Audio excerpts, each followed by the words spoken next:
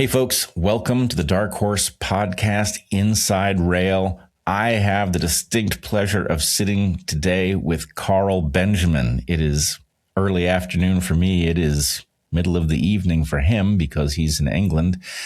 In any case, this is a podcast, well, not this particular podcast, but I've wanted to do a podcast with Carl for a very long time, and I will say a little bit more about that. But in the meantime, let me just say, Carl, welcome to Dark Horse.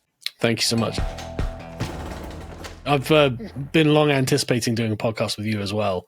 As we were saying just before we started, I've been following your work for a very long time, and I very much appreciated your work during COVID, because honestly, it was quite brave to go so far out of the consensus, and I'm nothing of an expert on that particular subject in any way, shape, or form. So it was nice to see someone who was prepared to just take the knocks and say, no, I really do think that this is the case, actually. Well, thank you for saying that. I will say I did not at the time know whether or not I would ever find my way back to the acceptable circles. I'm not sure I'm all the way back there yet, but nonetheless, I will also say, though, I became aware of your work in 2017, it would have been, when Evergreen was actually in the midst of melting down, if I remember correctly. And you, in your other persona, Sargon of Akkad, released an analysis of the meltdown at Evergreen that I thought was incisive. You were also very early to that story. So at the point that I had no idea what anyone was going to make of it, you showed up, and I took quite a bit of solace in hearing that somebody across the pond could see exactly what was going on and just call it out without hedging. So it's long overdue, but thank you for that. It was my pleasure, honestly. Well, in the years since then, speaking of taking knocks, you have taken a tremendous number. You have been derided in all sorts of terms, and you have also been impeded. You've been thrown off of...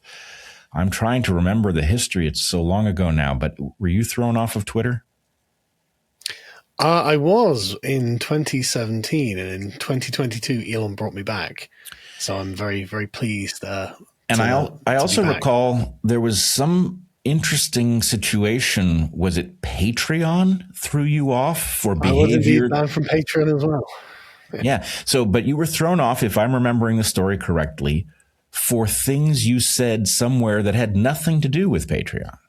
Is that right? Yeah. At the time, I was a liberal, and very much like what is happening now with the sort of Nick Fuentes fans. I was being attacked by a bunch of what are essentially just Twitter Nazis. And to be honest with you, this is the first time it had really happened. So I was a bit stressed. I was under quite a lot of pressure. And I was on someone else's stream, and I'd shouted at some of them in the chat in a very unflattering way. And the chaps at Patreon took exception to that, and they were like, nope. Which is strange because it wasn't on their platform. But they just didn't like it, and that was that. Yeah, so you have faced the onslaught of various types of coercion and control. In any case, what I wanted to talk to you about today is Nick Fuentes. You're probably not aware, but I've been trying to get people to have a different discussion about Nick Fuentes. My feeling is it is very easy to fall into the trap of seeing clips of him saying truly inflammatory things which I find despicable, and to imagine that tells you who he is and what he's about. And I know that that's not accurate, because somehow a couple of years ago, I did something on Twitter. I did what I always do, which is go looking into quadrants where I'm not usually expected to show up to hear what the conversations amongst other people sound like.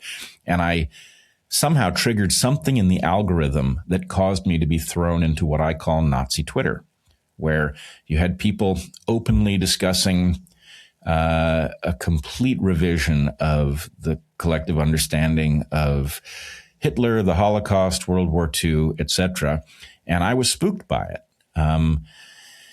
I did a podcast where I tried to alert people that this is happening, and you're probably not seeing it if the algorithm doesn't think you'll like it.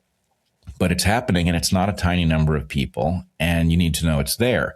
But in that episode, something caused me to start seeing Nick Fuentes show up, and I found him fascinating because he is charismatic, he's insightful, and he obviously was saying great many things that are unspeakable in polite society, many of which are grotesque, but some of which are simply things that need to be said and are not being discussed anywhere. So I have deeply mixed feelings about what I see there, but I know that it's a mistake to simply see the inflammatory clips and assume that that's what's going on. It really isn't. And so you put out a piece, maybe it was yesterday or the day before, in which you analyzed the Nick Fuentes phenomenon, which is to say not just who is this person and why is he saying these things, but why is it resonating so broadly amongst Zoomers? And I thought your piece was excellent. So I wanted to have you on to articulate your position and for you and me to talk about what we agree about, maybe what we disagree about.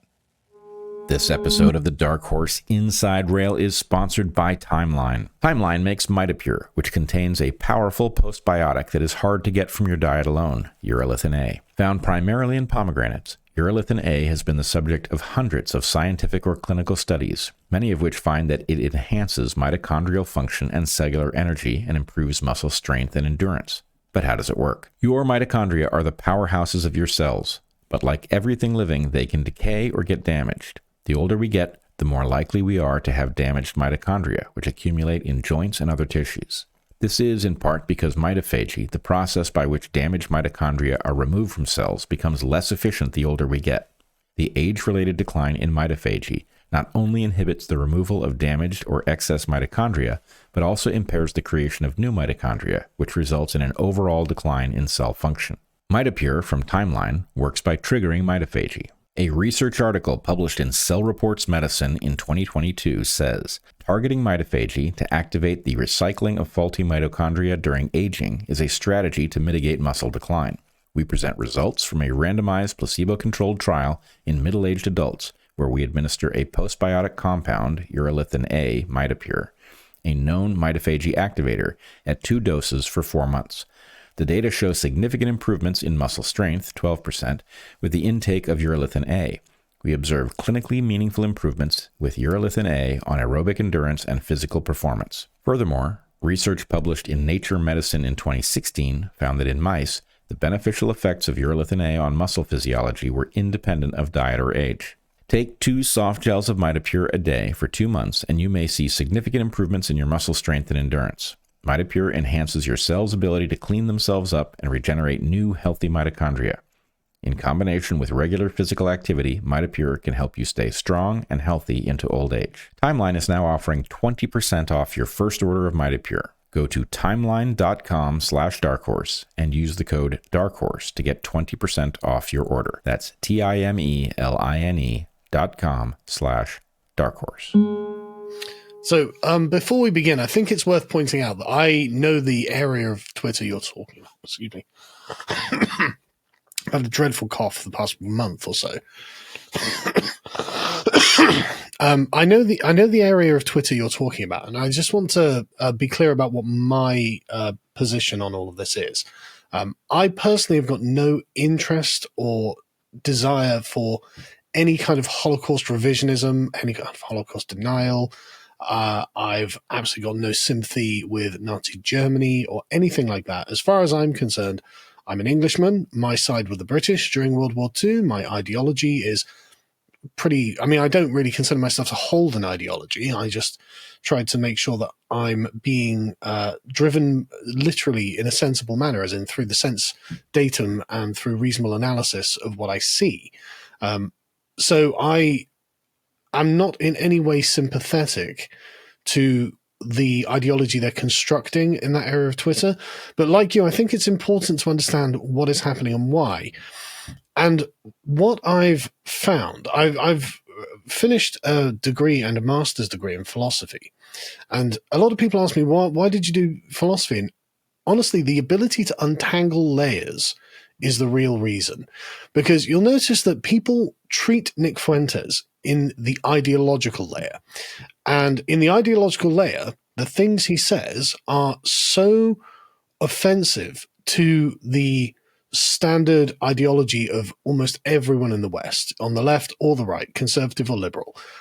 It's understood that, of course, we're the good guys in World War II, the bad guys were defeated, and we all lived happily ever after.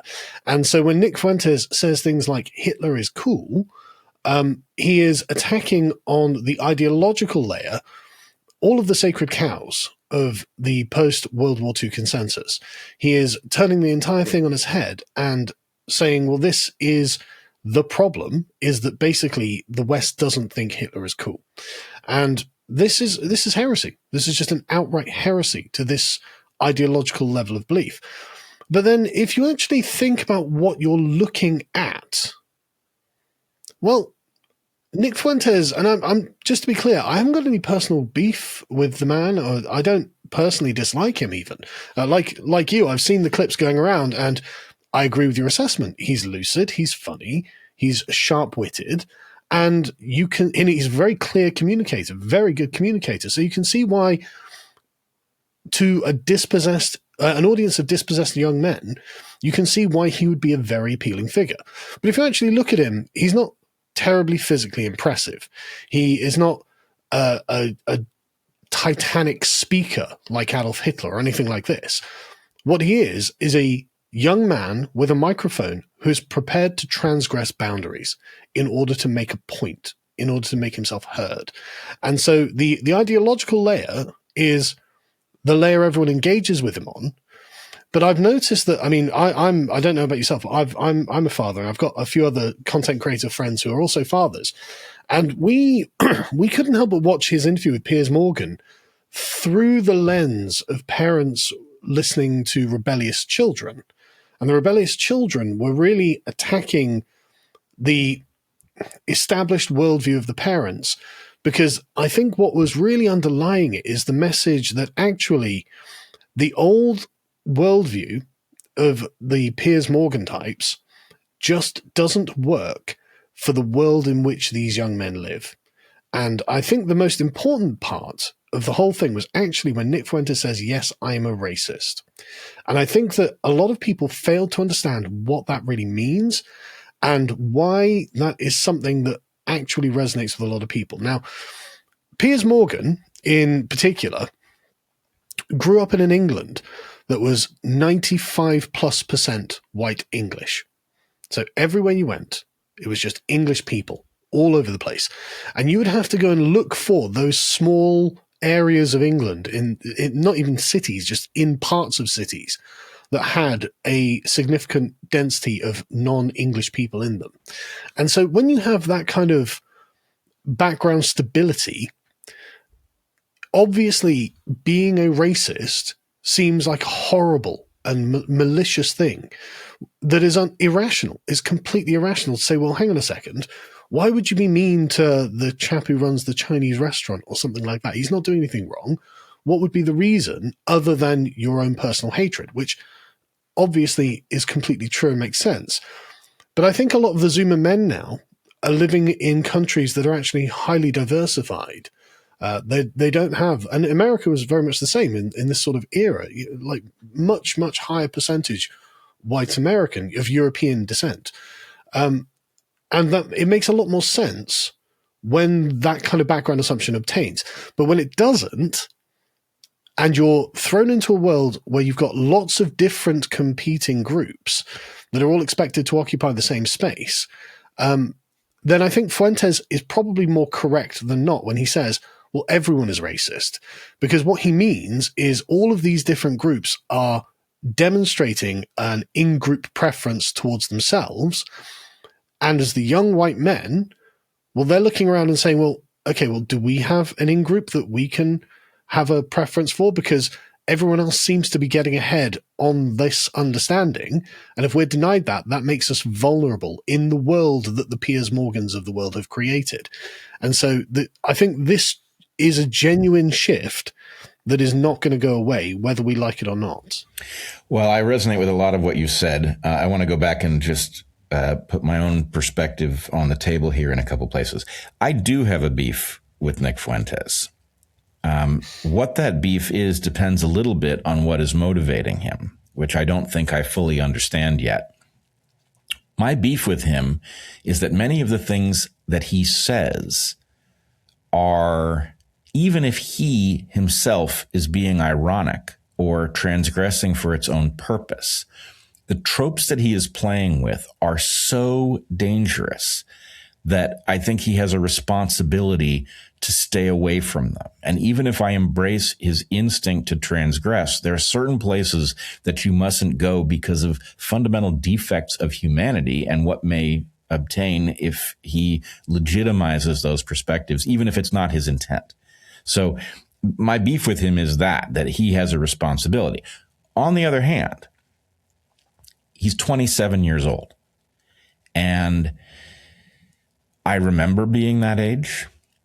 And I have two kids, boys, one 21, one 19.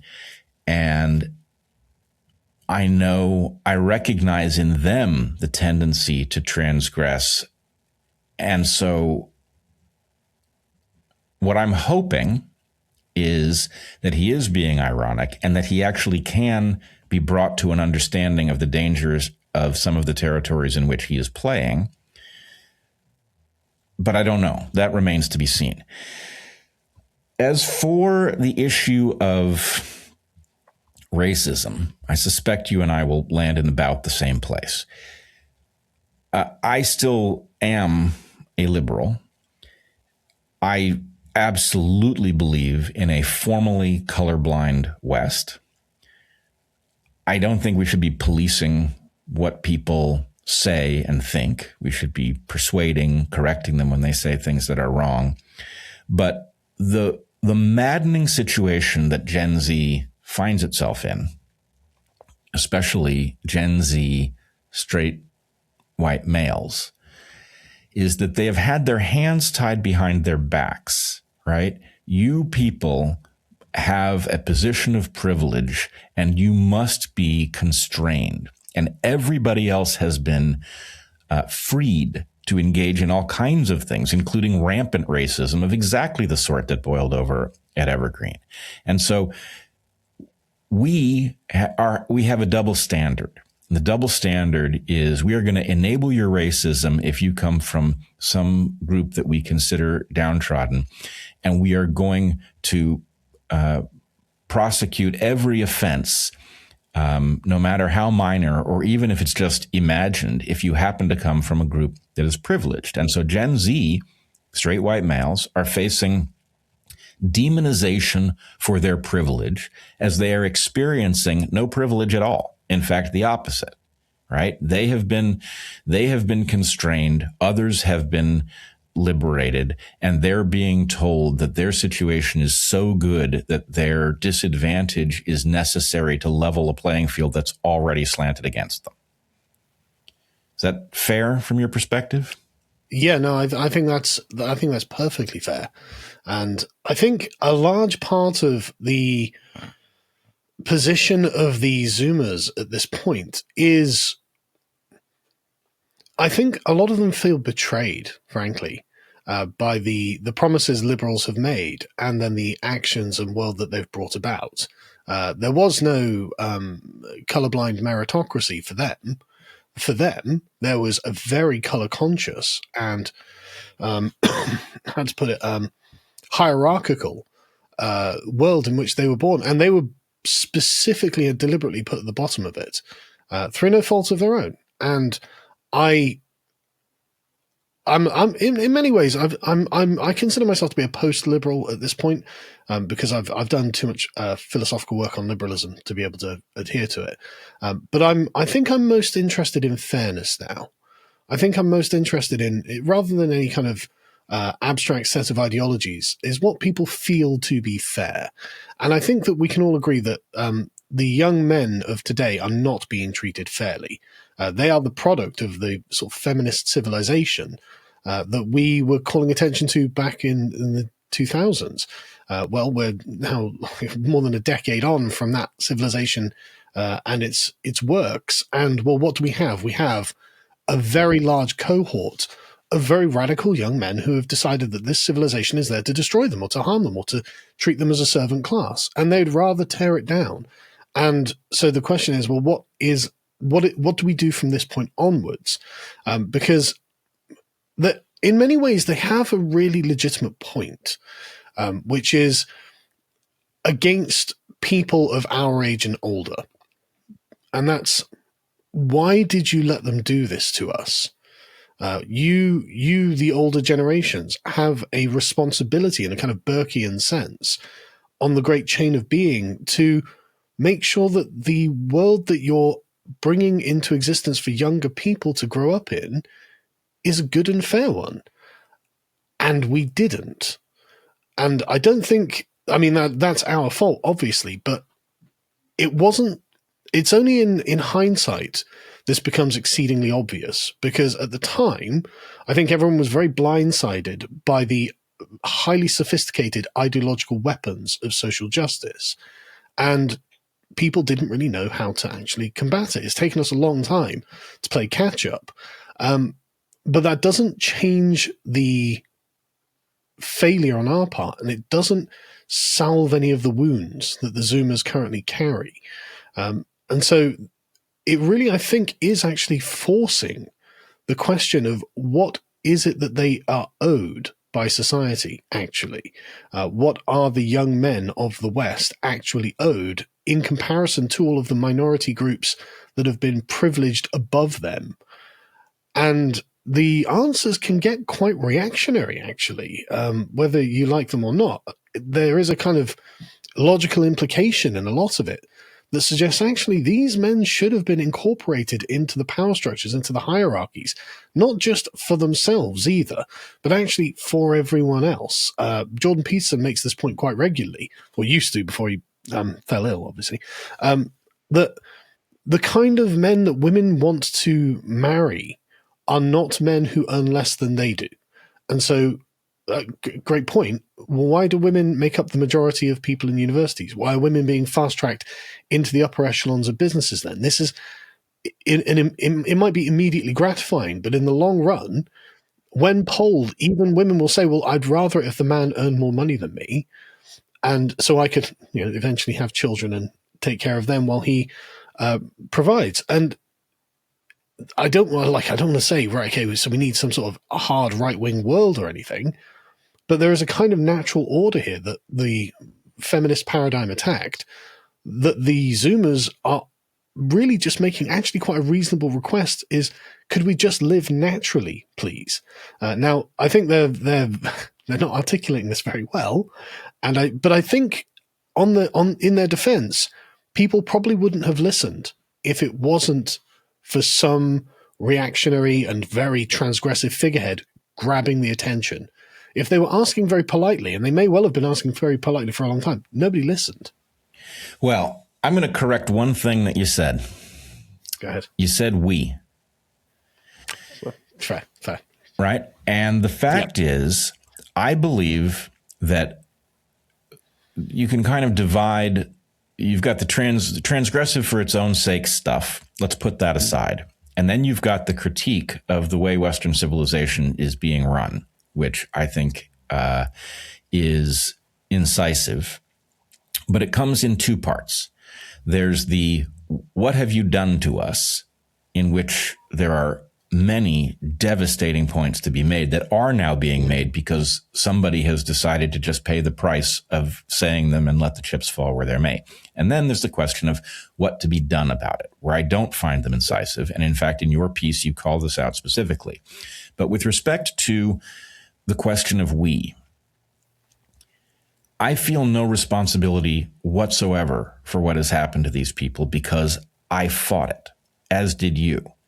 And my feeling is this is the point where the people who fucked this up need to step aside, right? There now needs to be a conversation between those of us who did stand up for the rights of straight white men and have been demonized for it and for many other imagined crimes, right? That's the conversation that needs to happen. Those of us who understood this was a mistake and opposed it need to now have a conversation with those who are tearing up the system because they have no investment in it. That isn't their fault. They were betrayed. It's not just that they feel it. They were betrayed by this system, and they've had enough of it, understandably. And I also hear in what you're saying, your issue is fairness. Yeah, mine too. In fact, I think you are not talking about the West unless you are talking about a level playing field. And a level playing field does not mean one in which we, count the number of people of various skin colors in various professions and go around equalizing things. When you make an appeal to living naturally, that's the point. You have to formally have the right to get somewhere based on merit. And then whether you choose you want to go in that direction or not is up to you. And your final point, I think, is excellent, and it's devastating. Civilization liberates individuals. Western civilization does so. It is the strongest argument in favor of it. But it cannot liberate individuals in a way that destroys the system that protects them to be free.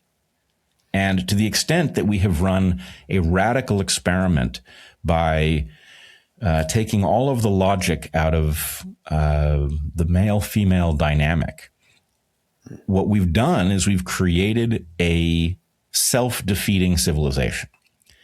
And that is not an argument against I'm speaking purely for myself here. That is not an argument against women being welcomed at all layers of civilization.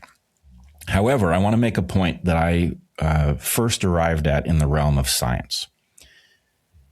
Science used to be a boys' club. That is galling. If you're a woman and you have an interest in doing science, it's galling not to be allowed in. However, at the point that women arrive in the land of science, we are not benefited if the rules of how science is done are rewritten in a feminine mode, because what makes science work is holding each other's feet to the fire. So the point is, if you want to do science, you've got to do it by the rules that work, which happen to be more boy-like than girl-like, right? Reflexive support has no place in a science lab. You can want your fellows to succeed, and the way that you make them more powerful is to call them out when they're making logical errors so that they get stronger, right? That male mode has to be democratized, and everybody in science has to play by those rules in order for science to work at all. And so I would say the larger dynamic is the same one.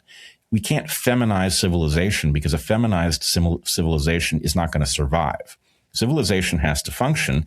Everybody should be free to aspire to whatever roles they want, but the rules that govern that role have to be ones that are sensible from the point of view of the civilization continuing, defending itself, achieving the objectives that we've agreed on. And I see exactly the opposite unfolding. So I don't know how many of us there are that have stood up for those principles or similar ones, but I think we need to come forward now and say, actually, their gripe is correct. And those of us who wouldn't have allowed this to happen are probably the ones who should be doing the talking. Our second sponsor for this episode is brand new to us, but we've been using their products for years. They are Uplift Standing Desks. By now, everyone knows that one of the problems with modern life is all the sitting that we do. Our bodies need motion, and when we're not in motion, we need variation in position, standing, sitting, squatting. Sitting, especially in the positions that so many desks and chairs push us into, does our bodies no favors at all. And when our bodies suffer, our brains do too. Change up your workspace and your ability to position yourself in it, and see if you don't see an improvement in your work as well. 6 years ago, we were in need of a new desk, but knew that we wanted something adjustable, something that could be a standing desk or a sitting desk, and be further variable in height depending on if the laptop was on a stand or not. I found Uplift Desk, and we got one, and it has been outstanding. I stand more than I sit at the Uplift Desk, but when I do want to sit, I can do that. If I want the desk higher when I'm on a Zoom, for instance, that's easy too. Sometimes Heather stands on a Bosu ball at the desk to give herself a little balance challenge. It's simple to adjust the height of the desk, no matter where you want it set. Moving frequently keeps you alert, healthy, and creative. There are so many styles and configurations of Uplift standing desks, you are sure to find one that will precisely fit what you're looking for, regardless of your space, your style, or your workflow. They're beautiful, and there are endless accessories to choose from as well. File cabinets and desk drawers, flexible arms that hold anything from 1 to 6 monitors, rocker boards to stand on, privacy panels if you work in a cubicle, and on and on. We have been productive and happy with our Uplift Desk for years now and have just placed an order for their newest product, the Uplift V3 Standing Desk, which brings all the best of Uplift's V2 and V2 Commercial into one stronger, smarter frame. We can't wait to try it out, and we'll let you know how it is once we've done it. I'm sure it's going to be fantastic. Your workday doesn't have to leave you feeling worn out. Go to upliftdesk.com/darkhorse and use our code DARKHORSE to get 4 free accessories, free same-day shipping, free returns, and an industry-leading 15-year warranty that covers your entire desk, plus an extra discount off your entire order. That's an amazing offer. Once again, that's upliftdesk.com/darkhorse for this exclusive offer. It's only available through our link. Get yourself an Uplift Desk. You won't be sorry. I agree with you. I think the way that I look at these things these days is through the lens of justice. I'm not trying to critique what you've just said, but I can't help but hear a couple of liberal words, ideological words in there. And it's only because of my sort of having spent so much time in the weeds with liberalism that I think there are other ways of framing things that allow us to avoid some of the traps that liberalism falls into. So, like I said, meritocracy is one of those words where I instinctively agree with the word, right? I instinctively agree with the concept. But then you get the left playing strange games with the term. Same with freedom, frankly, and equality. Like in isolation, obviously everyone wants to be free and equal to the people around them. Obviously, this is not a conversation you need to have, but these terms can be treated as if they have a kind of divine sanction, and therefore they become the thing that comes before all of the actual real world considerations. When you look and go, okay, well, is this actually good? And it's like, well, no, but we are free, but we are equal, but we are meritorious, we are this, we are that. It's like, okay, but if it isn't good, how useful is it actually to have these things? And maybe we're doing more harm than we ought to be doing. And so I try to look at it through the lens of justice, as just as Aristotle describes it, just people getting what they are due, people getting what they actually deserve. And so, yeah, if you have a woman who works very hard in science, she gets her degree, she gets her master's, she gets her PhD, she works in a lab, she just makes some discoveries, there's no justification to take that away from her. There's no justification whatsoever. She's done the work. She deserves the credit. And I don't think anyone can disagree with this. But like you were saying, that's not really what's been happening, is it? It's actually that the structures themselves are there's a concerted and deliberate attempt to remold the world to incentivize women to go into these fields. And like you said, the sort of feminization of almost all of these institutions now that have a purpose, and they work in the way that they work because there is an internal goal to the institution. And actually the ideological framework that's being imposed on the institution actually presupposes the internal goal, but sets the actual agenda in a different direction. Now, this institution that was for science is actually really for producing equality. It's actually really for producing female professors or whatever it is. It's not really about what it's actually meant to be about. And I think that's the kind of danger with the path that the path that we've ended up at. And the problem is the ideological language of liberalism was used to facilitate that, because these individual sort of keywords are picked out and used as the bludgeon against well-meaning people who were not thinking in these terms. They were the people who were like, well, obviously we want a free and equal meritocracy. Why would I ever say no to that?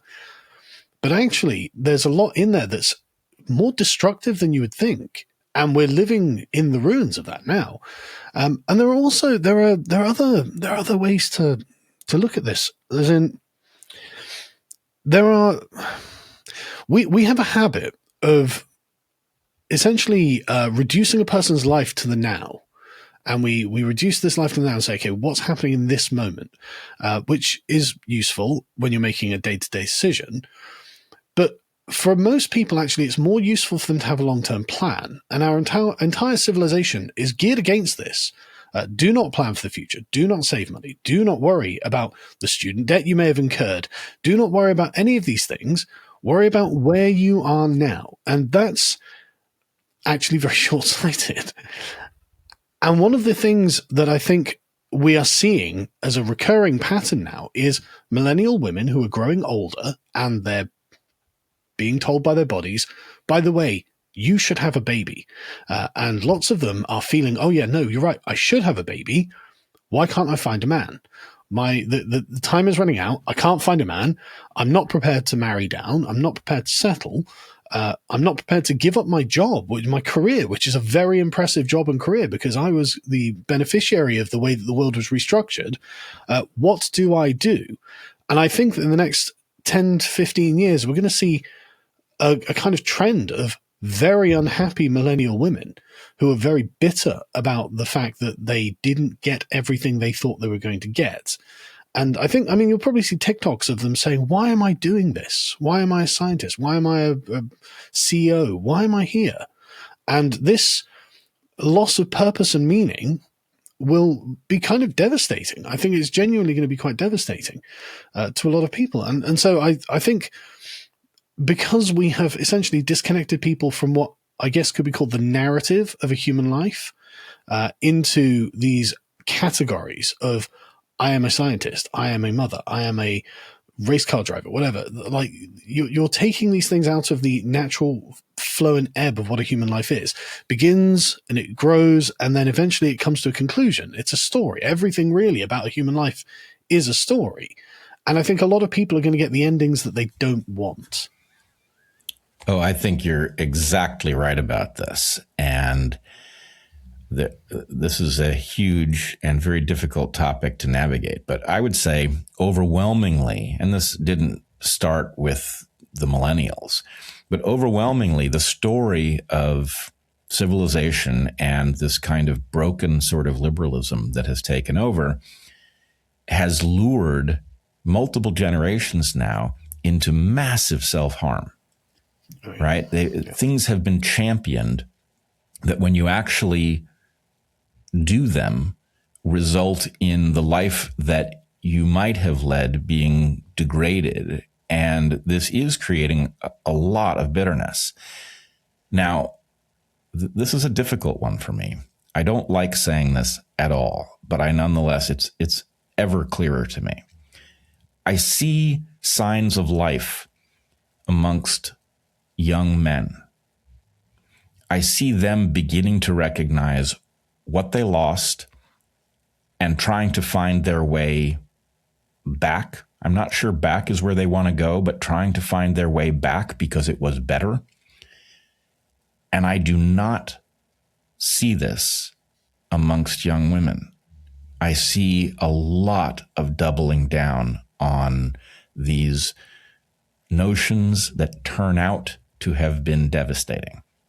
And there's a sense that those notions are entitled to be right, that these ideas are so beautiful that surely if we just put our foot on the accelerator, sooner or later we will get to that utopian place. And I'm frustrated that women are not recognizing the predicament that has been created. I'm not looking for fault finding. What I want is for people to stand up for themselves. And to the extent that they've been sold a bill of goods that has led them into self-harm, I would like them to reject it, return to sender, and figure out what I suspect are not going to be old rules. They're going to have some traditional aspects to them. They're going to have some novel aspects to them, but to essentially renegotiate the agreement between the sexes in light of the fact that, the notions that followed from the sexual revolution turned out to be a disaster. I think you're exactly right. And I like the framing you've got here, because time only works in one direction. It only flows forward. And the world is so markedly different now. That I think you're absolutely right. I think it will be essentially a renegotiation that happens, between millions of young men and young women as they try and work out what actually they want from one another. And I really take your point as well, that the vitality of our civilization is currently with those young right-wing Zoomers who are angry. Like they are on a crusade, and they've finally found purpose in the crusade. Everyone else, exactly as you say, I don't see any vitality in them. I see essentially a civilization that has basically given up and has decided, no, okay, we're just going to carry on drifting on as we do until we run out of petrol, and then we just are just lost at sea or something. And it's these young men who are actually like, okay, no, we would like things to be different in a way that we think would be more wholesome. Now, like you say, for the Nick Fuentes crowd, like I said, I don't dislike them, but then they're not the world's greatest diplomats for this way of looking at the world. But I think we just have to accept that this is the hand that's been dealt. They've not been well served. They're not self-authoring. They didn't come out of nothing. They didn't will themselves into existence or anything. They are what we've made of them, and they are wielding the only weapons that they have, but they're wielding them effectively. I mean, they've commanded the discourse, which is why Nick Fuentes ended up on Piers Morgan's show, which is why everyone has been talking about it ever since. There's a reason that this is happening, and the young men stand to gain something. Like, they actually realize there's something we can gain out of this. And I think really, if they knew how to properly communicate it, I think what they're asking for is they want a position of honor and dignity in society. I really think that's what they're asking for. I think they do want to be. I think they look back on like the sort of 50s housewife and husband with envy and say, no, I would like to be a provider for my wife and family. I think that's what honestly most of them are just asking for, which is not unreasonable, actually. They're not asking for palaces. They're not asking for a kingdom. They're asking for a house and a home and a wife and children and a job that they can pay, they can work at and pay the bills with. And this is all really reasonable. And so it's a crusade with a goal that actually is in sight. It's possible to attain. And within living memory, people have had it. So you can't tell them that this is ridiculous, or, it's not lunacy for them to ask for the dignity of essentially the fathers and the men and the fathers in society to be returned. And how can you fault it? Oh, I don't. I think what I hear in your portrayal is there is a desire to come in from the cold, right? These people literally were born into a world demonizing them for things they had nothing to do with. And that feels terrible.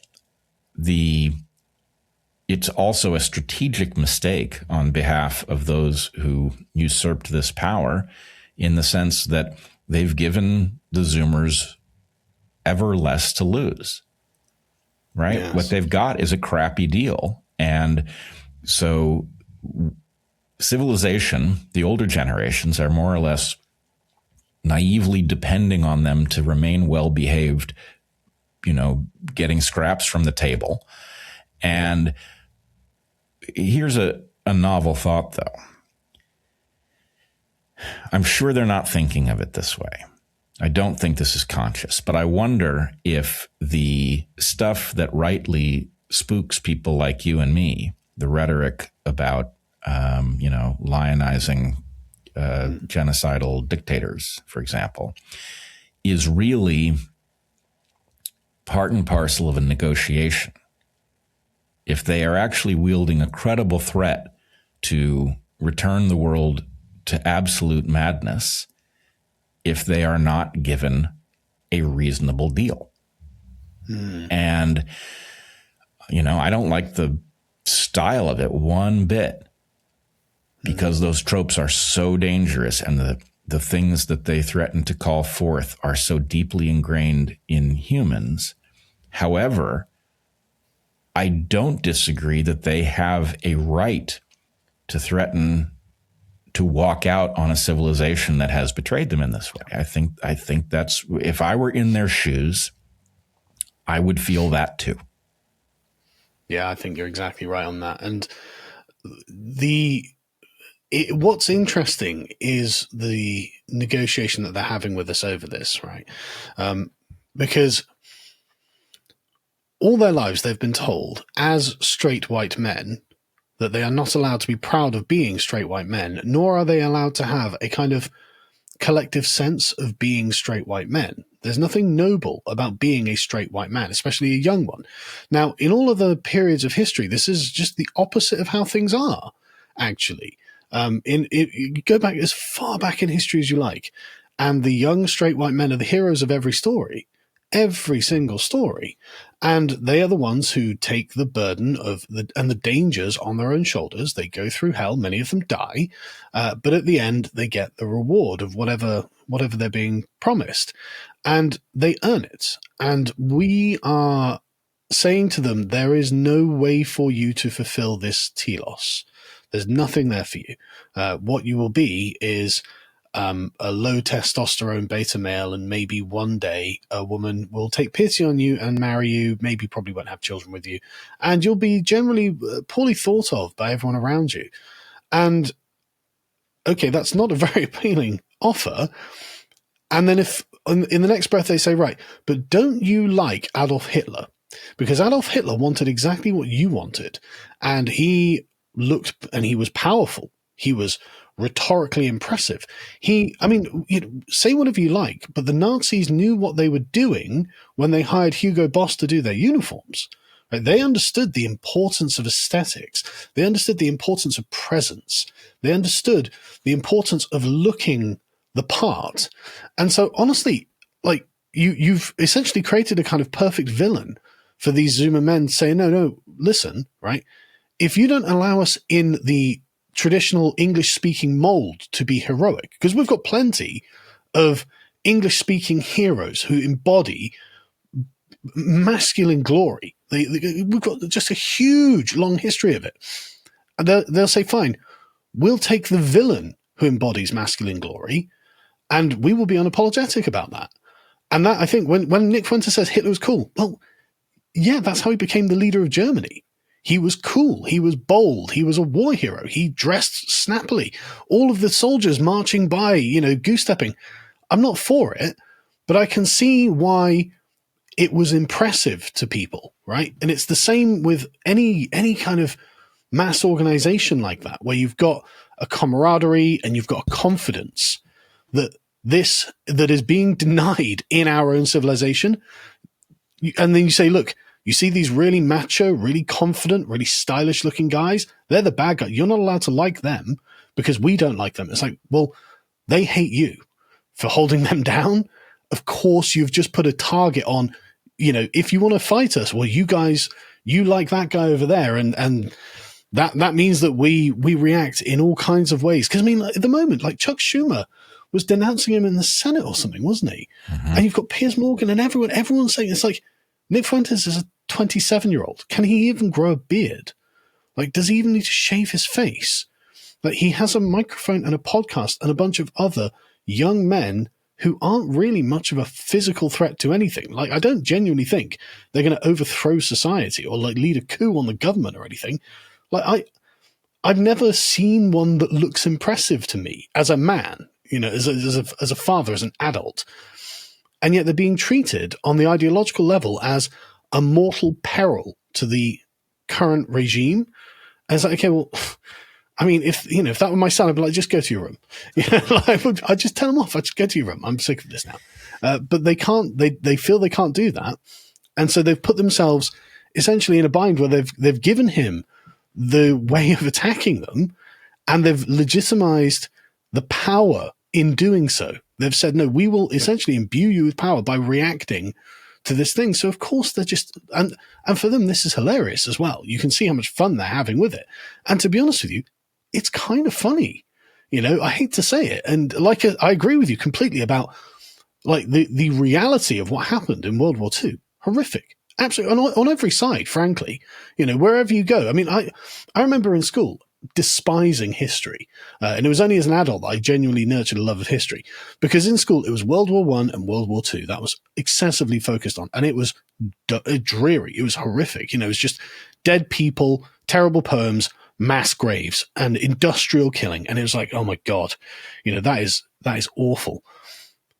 But if that was even further out of time for me, at least, I was like, God, I'm glad that's all over. That ended a long time before I was in school. And now we're like 30 years on with Nick Fuentes from that. Well, the question is kind of like, when does the Nazi regime pass into history as just a historic event?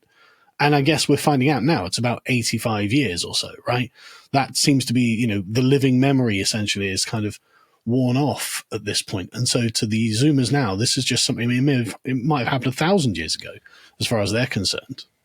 And I like your, as much as I fear that it will be clipped in order to make you look like a crazy person, I like your point about the things that are obviously true that you can't say about Hitler, that the Zoomers are now realizing, oh, you can say them. Obviously, he inspired a nation. That wasn't by accident. There was an awful lot there that allowed that to happen. And if you think about it, back in 2017 or 2018, I put out a piece in which I said, basically, you people are making a terrible mistake demonizing straight white men, because what you're going to do is back them against the wall together. And you're going to create exactly the thing that you're accusing them of that they're not guilty of. And if I think back to the history since 2015, and I think about the images of, statues of George Washington and Thomas Jefferson being torn down, the point is, okay, you all managed civilization in such a way that we demonized the flawed but heroic characters that gave us our world. And now people are finding other characters who, in some sense, you didn't bother to degrade because they were off limits. What did you expect to happen? That's such a great point. The tearing down of the statues of people like George Washington. I mean, from an American perspective, how much more iconic a masculine hero could you get than George Washington? I've actually just finished reading a book about George Washington, and in his own day, just considered an incredibly noble man. I mean, it's likely that the presidency only exists because of the character of George Washington, and everyone knew that he would move in to fulfill it, and everyone, obviously, as the blueprint of the ideal president.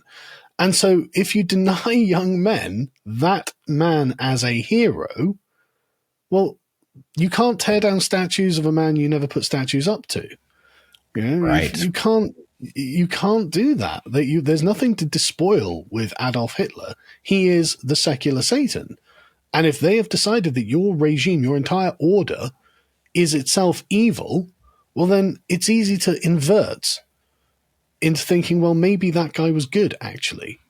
And that's how we've arrived here. Especially in light of the jaw-dropping level of lying that has overtaken our official sanctioned narrative of civilization. So, you create a completely fictional universe, and you try to feed it to people, and when they don't take it, you threaten them and coerce them. And what you're doing is inviting them to go find villains in history, because the alternative is, it's trompe-l'oeil utopian nonsense. So I don't know, I can almost just as a quick side there as well. Yeah, you're absolutely right. If they're going to tell lies about the genuinely sort of wholesome heroes that we actually have in the West, well, everything that they've heard about anything has been a lie. Well, what have they been told about Adolf Hitler? What have they been told about the Nazis? Why would they not assume you're lying about that too? If we can't even have our heroes, and they definitely don't need to have those villains, we've reduced them all to the same plane now. They're all the same. They're all evil, oppressive, straight white men. You're not drawing a moral distinction between Nelson and the Nazis. You're not drawing distinctions like that anymore. And so it becomes very easy to say, well, then they're all basically the same. I'm going to choose the one that you're most offended by. I'm going to choose the one with the coolest drip. I'm going to choose the one who most unapologetically spoke in terms that actually everyone around me is speaking in, just for their own races, for their own ethnicities, for their own groups. I'm going to choose the one who speaks like that for us. And so you end up with the Hitler fan club on Twitter making Piers Morgan look like an idiot. And it's like, hey, God, and like you say, we everyone in the sort of dissident spaces online was saying, look, man, this is going to come about whether you like it or not, because you're giving it no outlet, giving it nowhere to go. And what do you expect these people to do? Well, it actually beautifully makes your point from earlier where you were talking about your hesitancy about meritocracy. Because on the one hand, it's obviously, meritocracy in any meaningful sense is a desirable, it's the best way to run civilization because it puts the best people doing all the jobs and civilization benefits from it. But your point is, hey, not so fast, because you'd never believe what people will, smuggle in under that banner. And is it not true that we can look at what these maniacs have done to history as a test of what they think merit looks like, right? If you're tearing down statues of George Washington, then you're telling us something about your idea of merit.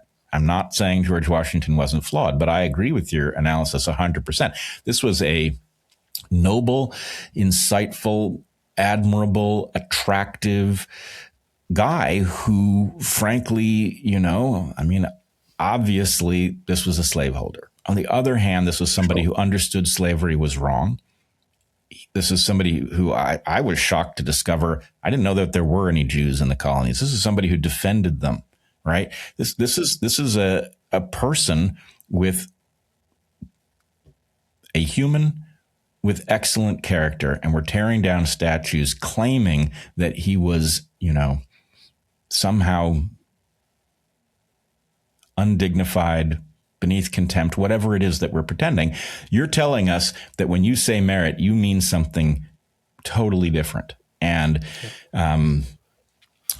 I think the Zoomers are, or at least the ones who are paying attention to Nick Fuentes, they aren't in a position to take over civilization by force.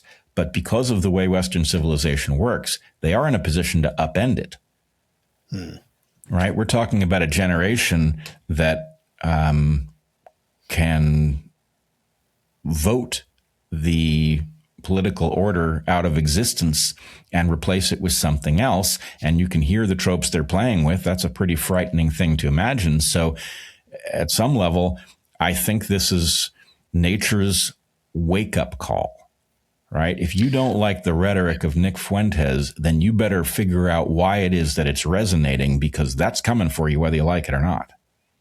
And also, if you think the rhetoric of Nick Fuentes is bad, how bad do you think the guy who comes after Nick Fuentes is going to be? Because Nick Fuentes, for all his flaws, he does moderate himself when he's actually cornered on these things.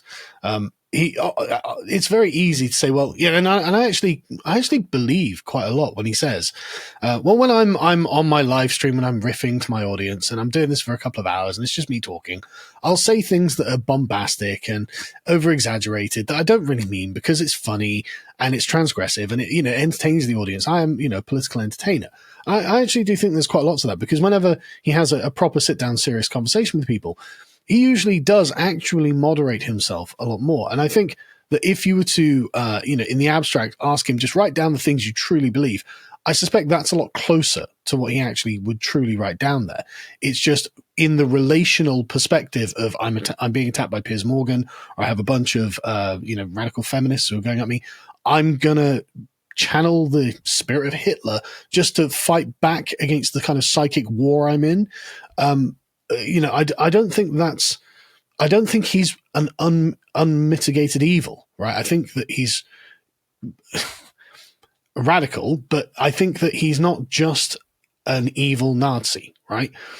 But I think the guys who come after, who realize that they'll see Nick Fuentes now, they're probably going to be 14, 15 years old now, watching Nick Fuentes, having a reasonable conversation with Tucker Carlson, trying to have what he thinks is a reasonable conversation with Piers Morgan, and seeing all the gotchas, and seeing them, snipping at him, and seeing the clips, and seeing the media attacks, be like, right, okay, look, even when he's trying to moderate, and he's saying, yeah, no, I agree with, I went too far there, or, maybe we could just ask for a bit of consideration here or there, and they didn't get it.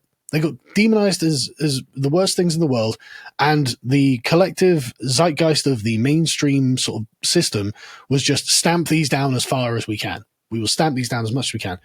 So don't expect any mercy. Don't expect any quarter.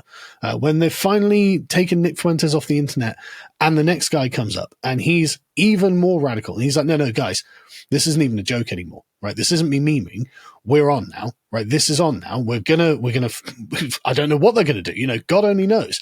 And it gets to the point where you were saying, it's like, look, there is genuinely dark forces that could be unleashed from all of this.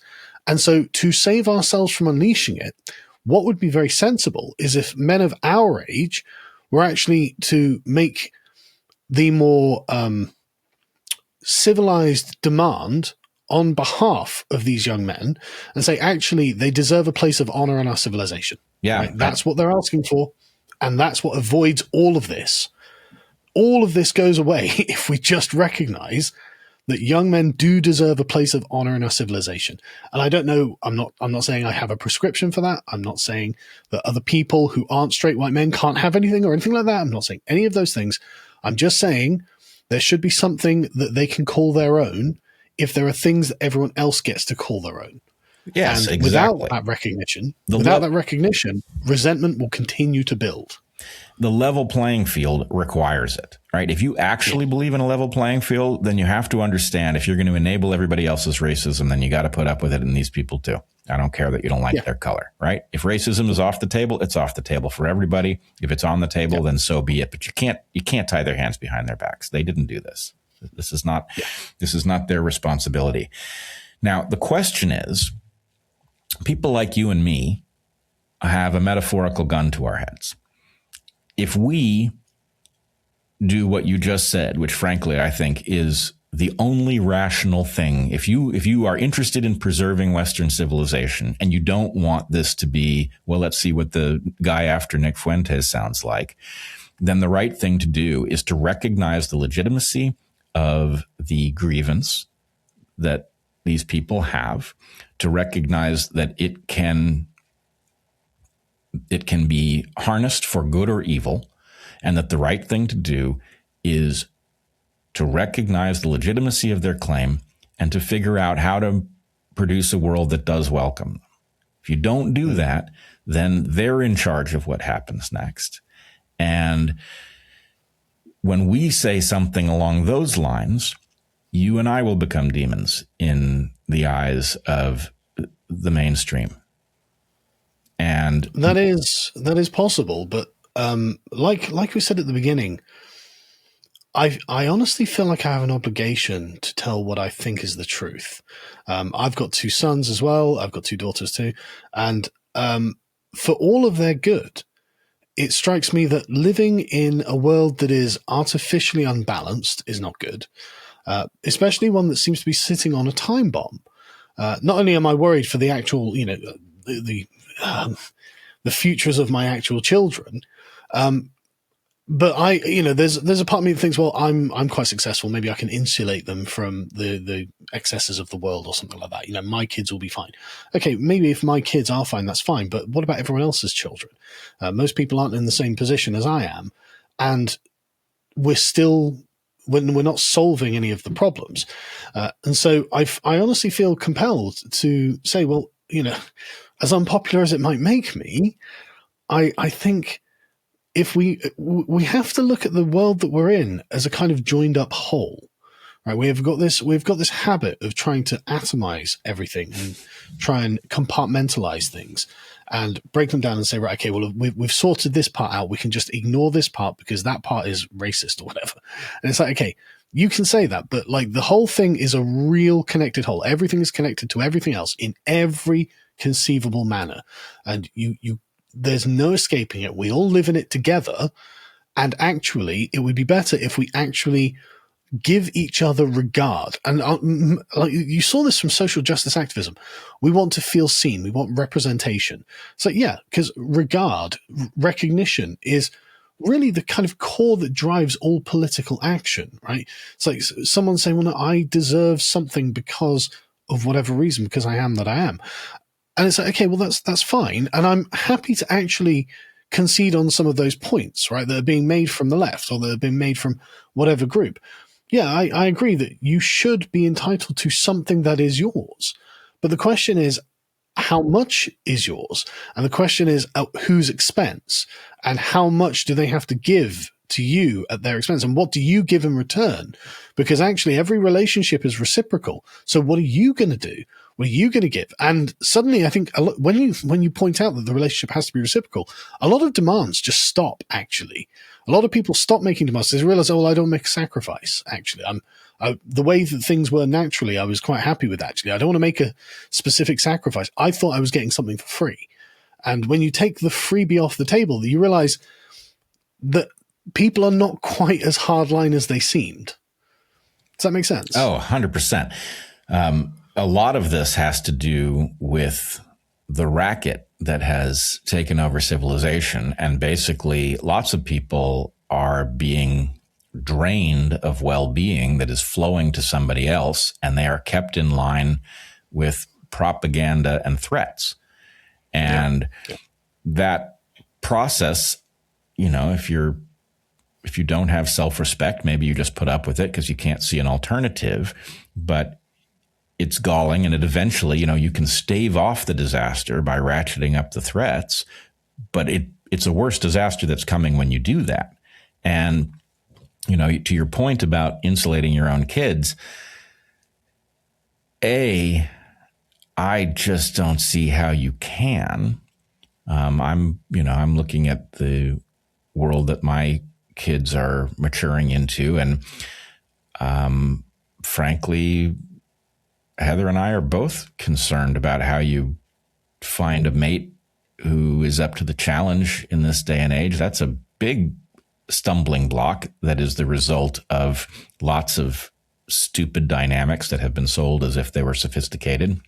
But even if you could, as you point out, we have an obligation not only to other people's children, and I feel that obligation profoundly, but to civilization itself. We have something that functions. It actually has beaten every alternative with respect to actually producing human dignity and the liberation of people to discover what's worthy of them. It has been far from perfect, obviously. But the fact that we have a prototype of something, the West, and that thing is simply better than the chaos that exists under any other regime means we have an obligation to preserve that, not only for other people's kids who, we can conceptualize, but just so that there is a future. And, it's very easy to fall back into the patterns that made history into like a never-ending series of abattoirs. And if we've got something that's an alternative to that, we are obligated to protect it. And it is, I think it's on its last legs at this point. We've done so much. We've borrowed, to use your phrase from your piece, we've mortgaged their future. And we had no right to do it. That was a nasty trick we pulled on them. Now I'm using the term we, even though I wouldn't have done it. But we collectively. But I mean, I completely agree with you. Like, one of the things that compels me to do the job that I do, because I mean, I could make videos about anything I wanted, right? I can make videos about movie analysis or philosophical breakdowns or something like that. But I feel compelled to talk about these hard political issues because, frankly, I just don't see someone else doing the job that I want to see done. Because I don't want my children coming of age in 10 years' time or whatever, and then saying, well, why did you just let the world go like this, Dad? And at least I'll be able to point at my body of work and say, well, look, son, I did my best. I'm sorry that the world is as it is. It didn't used to be when I was a boy, and I did my best to spread awareness and make people think actually it could be a different way. So at least they can be angry, but at least they won't be angry that I did nothing and just coasted on the good fortune that we had. But I'd like to talk about the way that you're characterizing Western civilization there, because it's correct, but I think it's incomplete, right? So I think you're absolutely right because what I think you're describing is a kind of rational, instrumental level, as in what Western civilization is good for, and that's obviously correct, which is why everyone's trying to move here, right? It's obviously we have the correct political settlement in the way that we deal with our political life, and it's been hard fought for the last 1,000 years. Actually, it's been a really, really tough slog from the Anglo-Saxons against the Normans to the people against the king and Parliament against the king, to the American revolutionaries against the king, to what we have now. And it's been a long, difficult road, but I think you can characterize it as upwards. And I think the fact that, everyone materially is doing better than in previous eras. Even though things are getting worse now, we're still relatively comfortable, which is why, because people don't understand just how much rioting and how many revolts happened in history. Revolts happened all the time over what seemed to be trivial things to us. Look at, what was it, 2% stamp tax or something that caused the American Revolution, right? Like that to us. I get taxed an unbelievable amount, and I'm still not revolting. So we have a genuine luxury and privilege in the position we're in. And so you're obviously correct about the technique of Western civilization. But there is more than that I think is what the Zoomers feel that they've had kind of like burned away. And I think that this is the thing that is the soulful aspect of these things that I think will be captured in 100 years' time when future philosophers read the books from 100 years before us and realize that these people lived in a world that was much more sentimental and far less rules oriented and far less rational, but more loving for it. Because I think I did a video about this a while ago. I think really what people are looking for is just a place that they can feel like they belong. I think this is what nostalgia is about. I think the reason that everyone feels this longing for a home that no longer exists. You can't go back to when you were a child, but you knew where you were, you knew where you belonged, and you knew that tomorrow would be like today and everything would be predictable and reliable, and you had people around you who you knew loved you. And that, I think, is really what everyone actually wants. And I think that's what every parent is trying to create for their children. I think that's what all of the stuff that, we as parents, you get up every day and you do a lot of jobs you don't want to do. You change bums, you make breakfast at like 6 a.m, you're tired, you go to work. What you're doing, you do that for your children because you know that they're going to have that longing for home. You know that they're going to love the world that they live in. And they'll genuinely have a deep and abiding love for their own civilization. And it won't be about rules. It won't be about rationality. It will be in the heart. And what I worry about is that this excessive rationalization of our world actually severs that connection. And this is one of the things that really bothers me about the transgender children thing. Now, of course, every aspect of it is really bad, but it's what they do is they stigmatize the wholesome aspect of being a child by introducing this rational element. It's do you think that you're a girl? Do you think that you're a boy? It's like, well, hang on a second. You don't understand what you're doing there, right? You're destroying the possibility of future nostalgia, That's what you're doing there. You're destroying the possibility of an abiding love of their own innocence in childhood. And this is what this is what's so devastatingly bad about the destruction of innocence, is that you sever these people from the kind of psychic connection they had to their own past and make it so they can never love in the way that people who didn't have that severed can love. And they never talk about it in these terms. And so they rationalize about, oh, but what about it'll reduce the suicide rate or something. That's like, okay, well, I'm not even sure I believe you on that, but there are other things that you're doing that are terrible. And I can't give you a chart. I can't enumerate them. There's no measuring this, but it's real. And I think it's honestly what we should be gearing our civilization towards. Because, I mean, I heard a story the other day. My wife went to Japan with my oldest daughter, and they came back. And basically, there was this one story. They didn't tell it, but they gave me stories that reminded me of this story of some 3-year-old kid who gets on the train or on the bus and goes to school or their preschool or whatever it is on their own. And you just think, how many things had to happen to make that possible? How many different people in their lives they had to feel that deep sense of place and belonging and love so that it's safe for a 3-year-old to be able to navigate a city on their own. And this is one of those things where I think that we don't understand what school shootings are. School shootings and just random mass shootings generally are an attack on society itself. They're not, if you had a problem with a particular kid at school, you'd go and target that kid at school. But when it's just randomly targeting, what that is saying, I feel like I don't belong here. I feel like the connection I'm supposed to have with this place has been severed, and I'll never get it. And I'm angry about this. I'm vengeful about this. You've wounded me, and I want to hurt you in return. And so I like I said, I don't even know what to do with this series of thoughts that I have, but I can't shake them out of my mind. Well, I think you're onto something really important. That there is, to the extent that what I'm calling the West has a fatal flaw,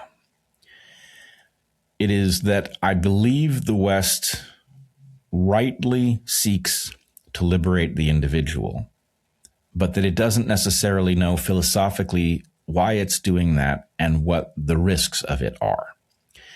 And the situation you're describing in Japan involves a love for your fellow man that is manifest as a love of the structures that you share that enable you to let your 3-year-old get on a bus and think that's a reasonable thing to do. I mean, the world that, I don't know how old you are. How old are you? 46. 46. All right. I'm 56. The world I grew up in was a lot closer to that. I certainly rode my bike to school, disappeared, and tried to be home for dinner, that kind of thing. It was safer because it was collectively built to be safer. Yeah. And we've gotten away from this as we've become obsessed with our own individual rights, advantages, opportunities. And so anyway, ironically enough, this is what you find as the core political message in Nick Fuentes' take on civilization is America First, where he's talking about something like this. And of course, the terminology America First is, it's fraught with historical baggage. So it's not obviously the right term, but the idea that we ought to be governing for our collective well-being is not wrong at all. And you can tell in the way we allow our children to be parasitized by corporate interests or cajoled into embracing some ideological revolution over gender. This is us failing to protect our children from predators. It's unforgivable and couldn't be a bigger mistake with respect to keeping civilization running. You can't do that for many generations and expect to have anything but smoldering ashes left at the end, right? If you don't protect children from those who do not have their interests at heart, then your civilization isn't even defensible, like at any level. I remember, I think I was probably about 6 or 7 years old when I first started riding my bike to school on my own. And I think about that now and think there's no way I would do that. And I think the problem is, I guess, what we call the kind of social contract society, where we have a society that's governed by a series of rules. And as long as everyone plays by the rules, then the society functions. But you get the kind of, what was the girl who was stabbed in the neck on the train the other day? Irina. I know the case. I've forgotten her name. Yeah. Well, that's a case of why the social contract society is actually not actually as good as you might want it to be, because the rules are only the rules and they work as long as the person is being rational and follows them. But this guy, just out of nowhere, stabs her in the neck and kills her. She couldn't have predicted this. You wouldn't have thought about this. How could you have possibly known this was going to happen? But you can feel that it's kind of always a possibility because you don't understand the people around you. You don't have any connection with them. You don't know anything about them. And you just assume, well, I'm going to follow the rules. They're not doing anything obvious now, so I assume they're going to follow the rules. And you end up with this genuinely just barbaric episode that really, it sticks in my mind because of just how out of place and time everyone is.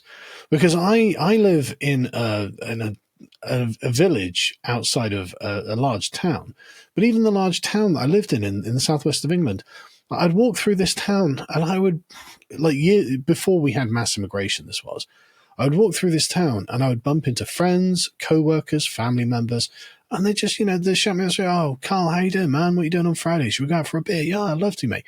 And it gives the civilization a feeling of familiarity, of predictability.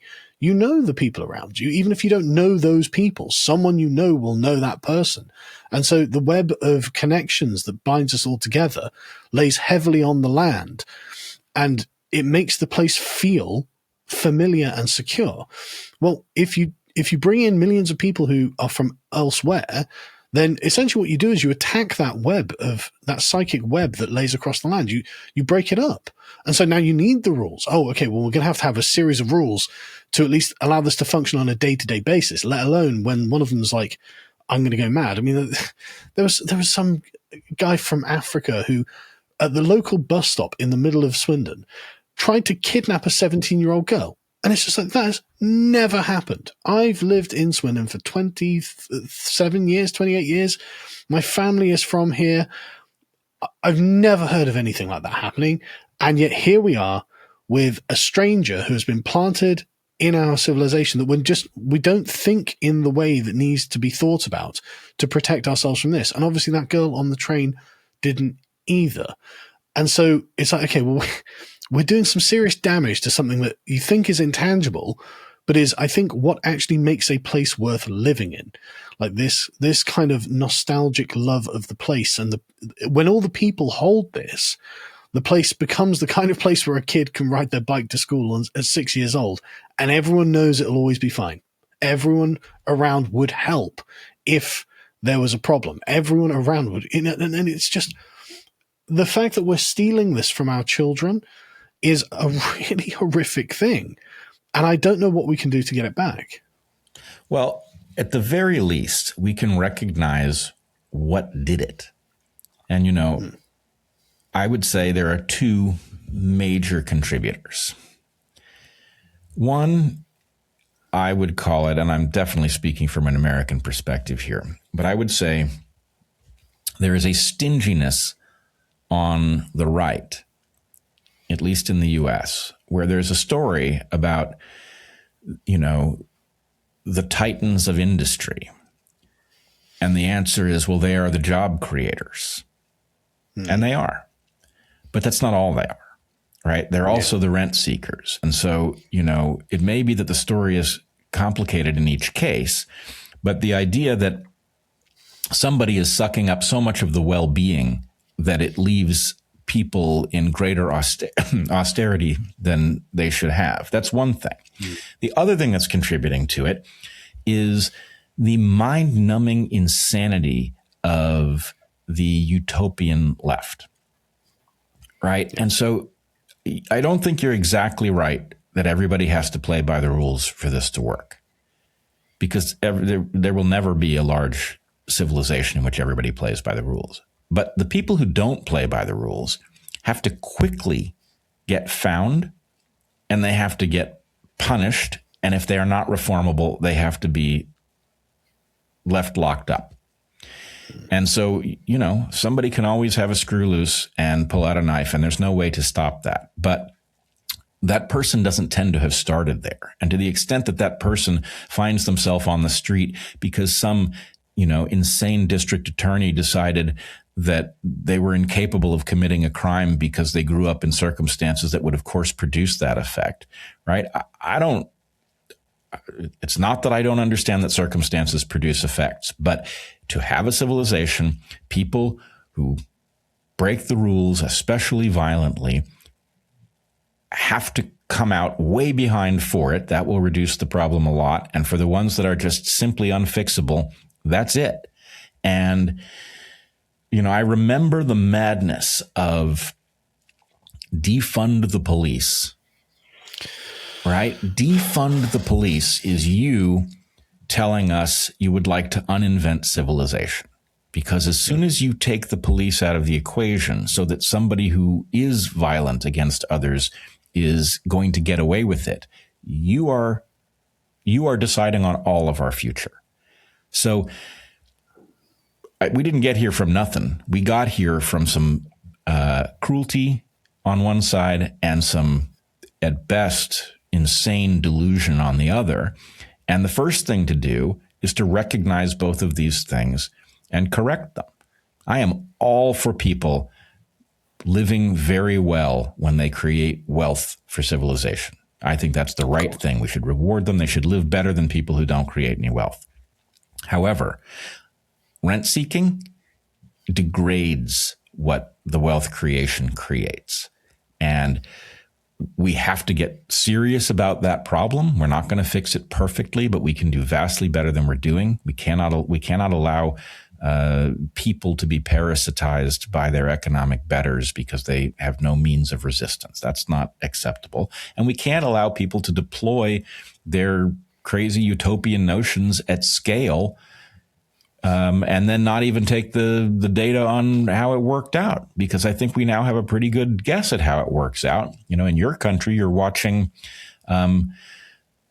monsters protected by your government when they are acting in a predatory way towards little girls. Like, in what universe does anybody participate in any part of that system and sleep one wink at night? Right? They should be racked with guilt every night. I don't care what level of the system you're in. If you're part of that, you're actually participating in predation on young girls. Like, what the hell? Yes. I mean, you're exactly right. This is just a reckoning is coming on that particular subject. But I think that you're exactly right to frame this in terms that aren't traditionally liberal, actually, because of course the traditional liberals say, "Well, I'm for the free market." So, okay, but why are we for the free market? What do we hope to get out of the free market? And I think the answer would normally be property ownership, right? Because that's actually the good that we're aiming at. I personally own my own business. I own my house. I want everyone else to, if not own their own business, work at a business where the person who does own it is within reach, where they can walk into the next room and say, "Excuse me, boss, you know, I've got a problem here," or something like that, right?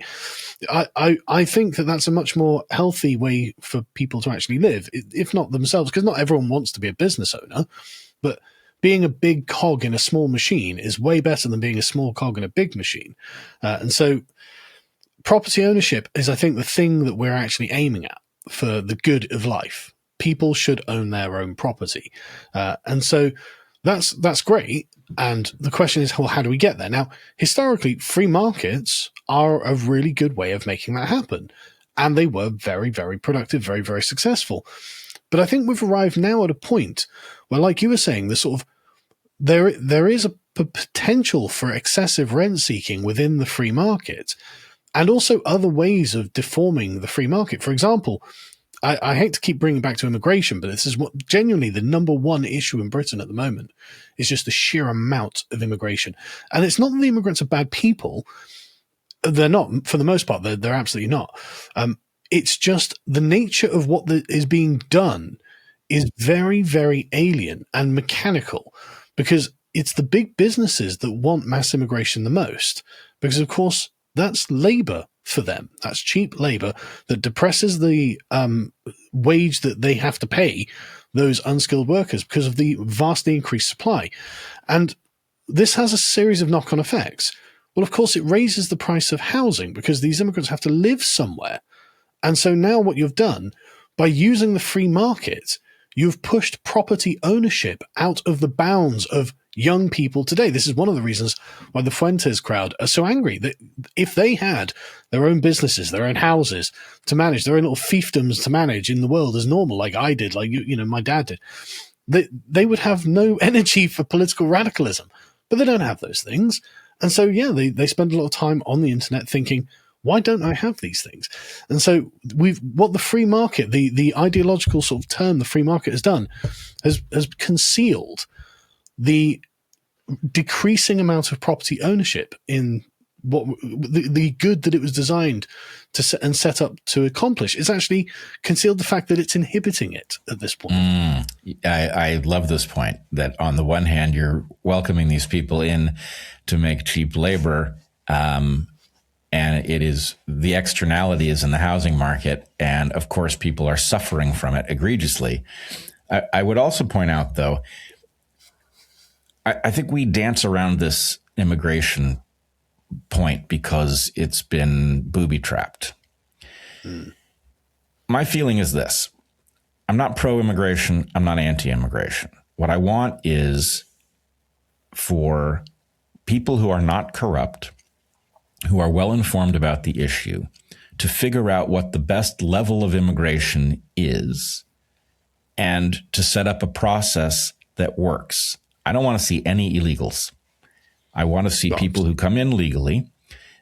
I want to see the number. Maybe it's a high number. Maybe it's a low number. I don't know. But I'd like to see the right number. I'd like us to at least aspire to it. And then most important of all, and I see this in both England and the US, somewhere along the line, we apparently decided it was impolite to ask people who wished to come to our countries whether they liked us and aspired to be a part of our civilization. And my feeling is, whatever the number is that we should be allowing in, I don't want any who don't aspire to be American. I want people who like it, who want to make the place better and want to participate in it because they see it as good. We should not be letting people in who want to destroy it. Obviously, I can't imagine that anyone has to say that out loud, but apparently it has to be said out loud because it's not obvious to a lot of people. So, yeah, and the point is, is what I just said anti-immigrant? No, it's anti-people who hate us. And I have a right to be anti-people who hate us. It's obvious that I should be. It shouldn't be defending, should it? No, you shouldn't have to defend that position. It's a matter of... And what you said there is completely reasonable because... Again, I really appreciate the way you framed that, because very often the term pro-immigrant, anti-immigrant, again, itself turns into this instrumentalization of, okay, for what reason? And the answer is always the economy. It's like, well, okay, I appreciate the economy, but I'm not here to serve it, actually. And I'm not here to raise it above our civilization. It's a product of our civilization. And if our civilization is not thriving, then I'm not prepared to sacrifice the civilization to prop up the economy when instead we obviously need to come to some other dispensation about the way that life has to be led. I don't think our civilization should be about chasing numbers. It should be about living well. And I'll get in trouble for citing him, but Tucker Carlson made a great point about Japan. Japan's economy is not growing, but they have a lovely quality of life. They live well in their own civilization. And that's a good point. You don't have to be chasing endless growth unless you're someone who is interested only in the profit margin. And even then, okay, well, that's a good enough reason to not have my civilization in hock to that person, actually. I don't really want that person calling the shots. And so when it comes to who should we allow in, who shouldn't we allow in, who should come and live with us, who shouldn't come and live with us, well, we are actually at liberty to be a lot more discerning if we want to be. There's nothing wrong with that. And in fact, it's kind of strange that we have this just wildly open border policy, which most other countries just don't have. Like we've got a subscriber to lotuses.com who is an English teacher in Thailand, and he regularly sends us updates from Thailand to let us know he's English, and it's just like how difficult it is to get citizenship there, and whether you'll ever actually get full citizenship or anything like that. You can work there, you pay, you can buy property, you can earn your money and pay taxes and stuff, but they have a very high bar to this. And they're entitled to have it if they want. Now, I'm not saying we need to have a high bar like that or anything like that. But to be discerning about the motives of the people is perfectly reasonable. And I think we should probably thank her for her service in this.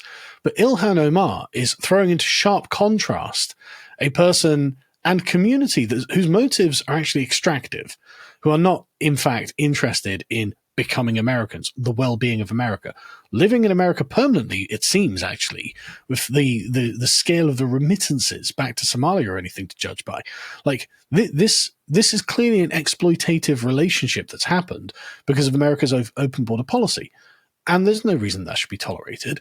Same with the grooming gang situation in Britain. Sorry, I think. I mean, the problem with, there are lots of problems with the grooming gang situation, but one of the main problems is that it's widespread in the community and it's tolerated in the community. The wives know about it, and we've got interviews with wives of convicted grooming gang members who will defend their husbands saying, well, the girls deserved it and things like this. And the number of men who have been a part of these trafficking networks is in the tens and thousands. It's just only the ringleaders get arrested. So large segments of this community are part of it. So, okay, well, we could be discerning about this and actually point out that this is not a community that is actually one that's very friendly to our way of life. It doesn't mean we have to just draw a hard line and say, right, every immigrant out, obviously, because I mean, we've got lots of immigrants who are actually lovely and who have, like, Every town in England has got an old Chinese restaurant, right? that is run by an old Chinese family and have never caused a problem in the entire time they've been here. Nobody would want to kick them out. Nobody would want to say, right, you can't be part of our community or anything like that. But there are manifest injustices that have been caused by certain communities that we just have to be able to talk about. We have to be able to hold to account. And unfortunately Rupert Lowe got kicked out of the Reform Party for saying, look, everyone who knew about this should be deported. And if that means whole communities have to go, then whole communities have to go because they all bear the stain of the sin. And that's true. It's not necessarily like liberal individualism, but it is a real felt reality that people have to endure. And it's one of those questions whose time is rapidly approaching in Britain because people are angry, very angry. They're angry, but at some level, and it's not just anger. I am shocked. We are clearly like frogs being boiled slowly because things that are beyond unthinkable are now regular parts of the news cycle, right? Like the idea that the medical establishment and the academic establishment are participating in a process that mutilates children for money due to gender madness.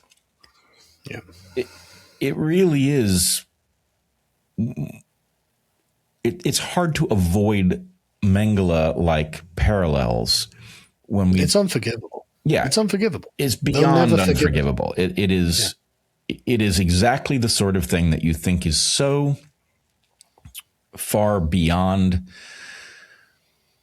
the possible that you don't need to worry about it until it arrives, and it's happening all the time, and people are being thrown off of, social media for talking about it, and people are the whole idea that civilization is not only doing this, but it is immunizing it from proper scrutiny. It's hard to even think about how to describe a world that upside down. And the grooming gang phenomenon is exactly the same thing.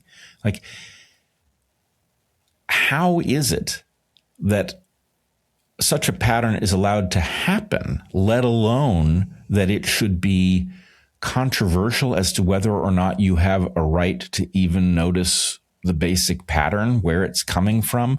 Of course, anybody who knew about this and didn't act to stop it shouldn't be in your country. It doesn't. These are not extreme positions, but they're painted as extreme positions because something unholy has taken over the job of deciding what we're allowed to think. And in my country, there are so many people who go to jail over merely having a conversation like this. I think I'll be okay with you because I'm cautious and discreet about the language that I use. A lot of what I'm saying is kind of has heavy implications and overtones rather than me saying the things explicitly. But that's because I'm lucky enough to have the education and the skills to be able to do that. A lot of people who don't have the education and skills are saying basically exactly the same thing as me, just in a much more blunt way, and the government sends them to jail for saying such things. And it's a horrific state of injustice. This is the law in this country. The law is designed to prevent the negative characterization of communities that engage in mass rape. And it's like, okay, I mean, we can't in polite society be honest about this. And this is one of the reasons that I'm something of a pariah, right? Because I'm prepared to actually say these things. And I'm not trying to be offensive. I'm not trying to attack anyone. But an honest accounting of what has happened and what the establishment and powers that be have allowed to happen for decades, I think an accurate summary of it is what I've just described. And I don't think I'm being hyperbolic in the slightest. No, I think you're being very careful. And it's crazy to me that you have to be so careful. I do think even if it is hard to make the case in concrete terms, the First and Second Amendments to the American Constitution seem to be the last bulwark against absolute tyranny and madness. And I do consider it absolute tyranny for people to be thrown in jail for tweeting in response to obvious and egregious patterns of behavior. You have to be able to talk about these things, frankly. You have to be able to say wrong things and over-the-top things. That's part of how we figure out what's actually right and appropriate. So anyway, I worry for you all that you don't have a constitution that protects you in this regard. I know that ours is absolutely galling to those who wish to tyrannize us, and that they spend a lot of time trying to figure out how to whittle it away and potentially to torch it if they can only figure out an excuse that we will buy. But for the moment, we still have those rights. What do you think? What is going to become of England in light of the absurd rules you have to abide by?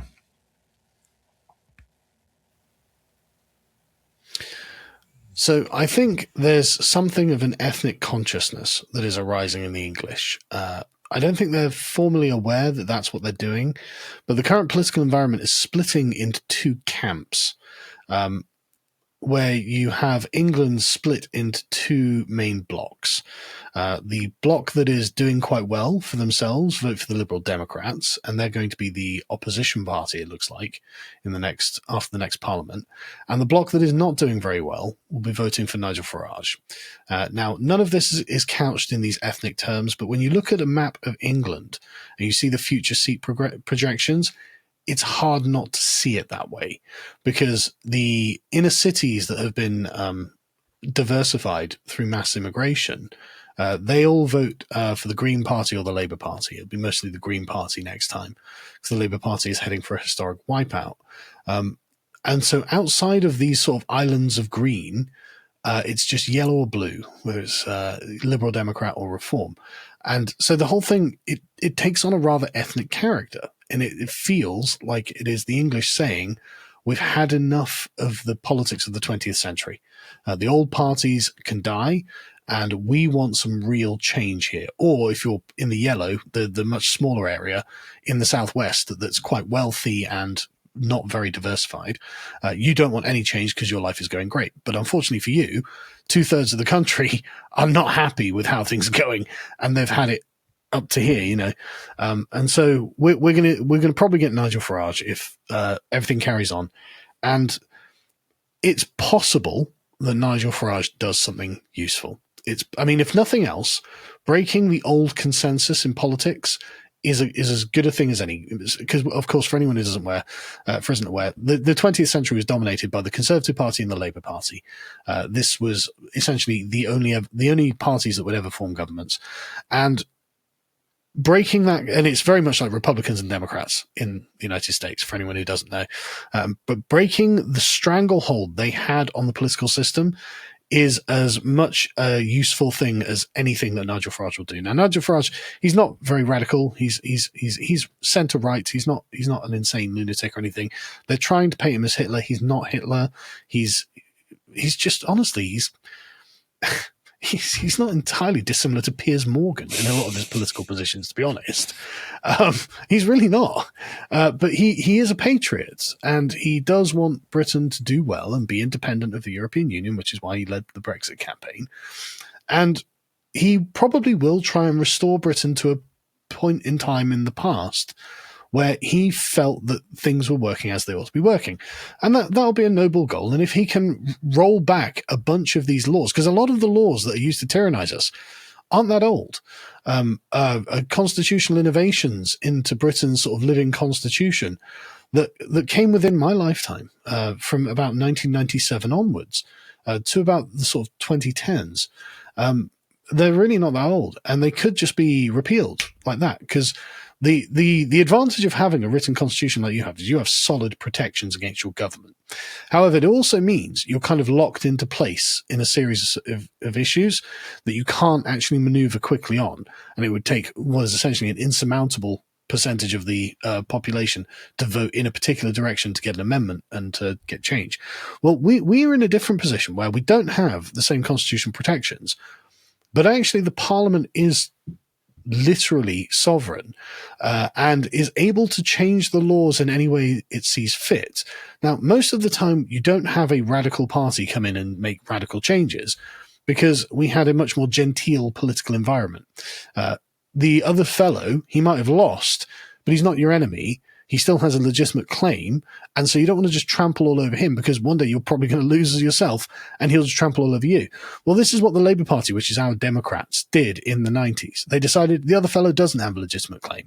We're going to institute a series of very radical laws, the sort of laws that the Democrats would love to institute in your country, actually, to criminalize negatively characterizing certain groups, speaking in certain ways, installing a series of kind of extra legal bodies that would also manage the civilization according to the rule of experts.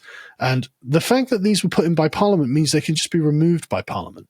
And so what it looks like is that Nigel Farage will actually try what is the meme of it going around is called the Great Repeal Bill, which is basically just undo everything from about 1997 onwards. And that would be a good start. That'd be a very good start. And if he can get that done, that would be great. I'm not saying I'm very optimistic. I'm not saying he's going to do it, but he has made noises in this direction. We're still what, 4 years out, 3 years? No, 4 years out, nearly 3 years out from the next election. So a lot of things could change in that time. So this could be a political analysis and, ages very poorly. But the problem with Britain is that things happen very slowly here. Just to get the majority of the population away from voting Labour and the Conservatives was a huge milestone, a huge milestone. And the fact that Farage might do something to turn the ship of state, superb, fantastic. We just have to endure until that point, basically. But I'm actually moderately optimistic for the way things are. I'm a bit nervous for America, actually. Yeah. I'm genuinely worried about the Democrats. They're starting to find their feet again. They're starting to claw back a few wins. And, I don't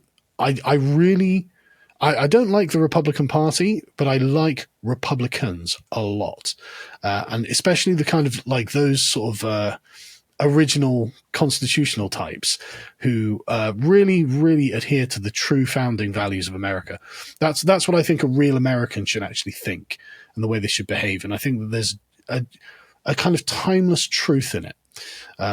And so I'm sorry you guys are saddled with the Republican Party to embody those values, basically. And I think that one day you guys need to go through the sort of process we've gone through, which is basically junking the old party and starting afresh, starting for something that we feel more adequately represents what we actually want. But I'm genuinely worried about the future of America, because it seems that there are so many people in America who would rather live in the European Union.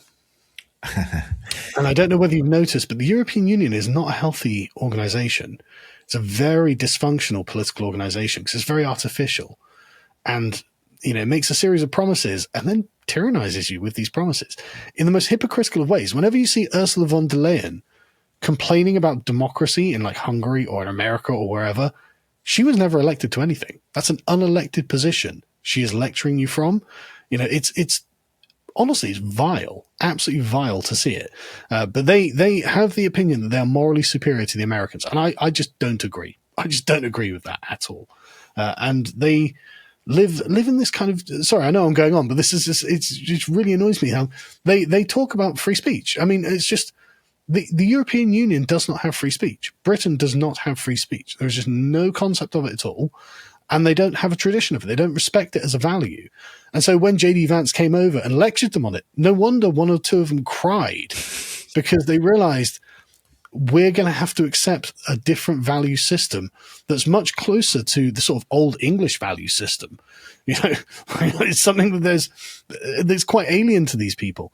So anyway, I'll stop talking about it. Like, I'm worried that America goes down, frankly. I'm genuinely worried about it. You are right to be worried. And unfortunately, I think the Democratic Party, which is the party that I am a member of, but I think it is so unforgivably corrupt and anti-American that it must be replaced. The good of the nation requires it. And the Republican Party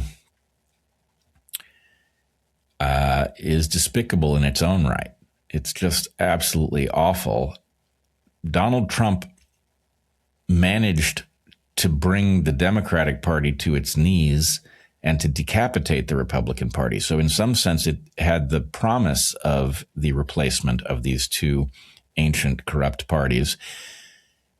But the way he has governed has perplexed many of us. It's like he is under some kind of control, which is, of course, also fueling the Groypers, their suspicion that actually our democracy is a fiction, which, our democracy is a fiction at one level or another, because at the very least, corruption overrides the will of the governed again and again.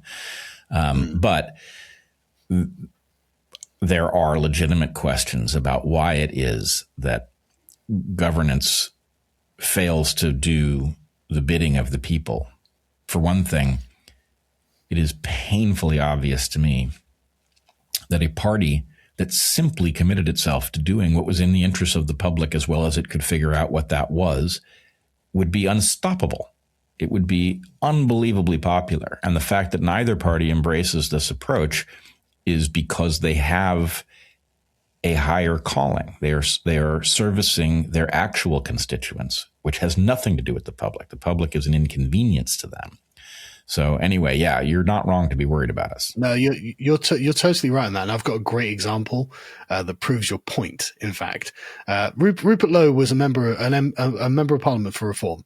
Nigel Farage kind of a bit slightly backstabbed him and kicked him out because he said that entire communities need to be deported if they are complicit in the rape gangs.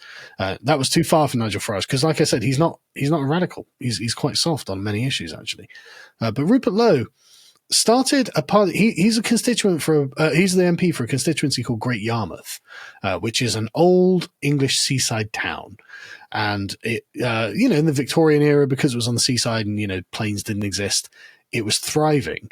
And then come the middle of the 20th century with air travel becoming something, the sort of middle to late 20th century, it declined like all of the English seaside towns have, because you can just go to Spain or something like that in a couple of hours. Right.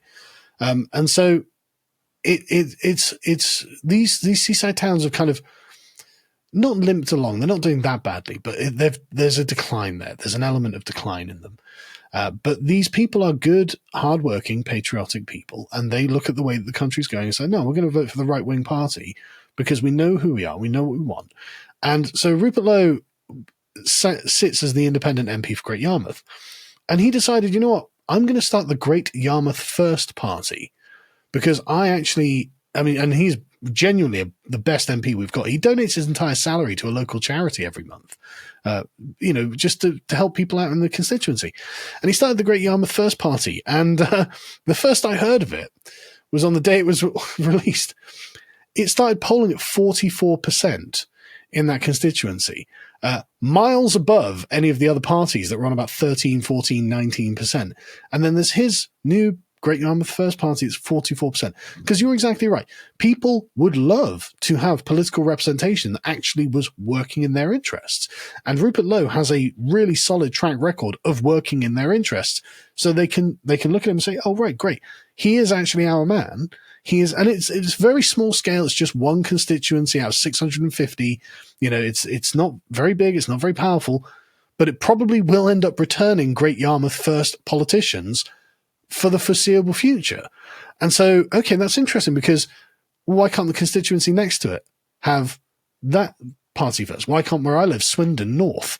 Why can't that, well, Purton technically, but like Swindon North, why can't we have a Swindon North first? And so suddenly you're outside of the era of the great parties now. Now you're into local alliances that are agreed to vote on a certain subject in a certain way. And so actually you can turn politics.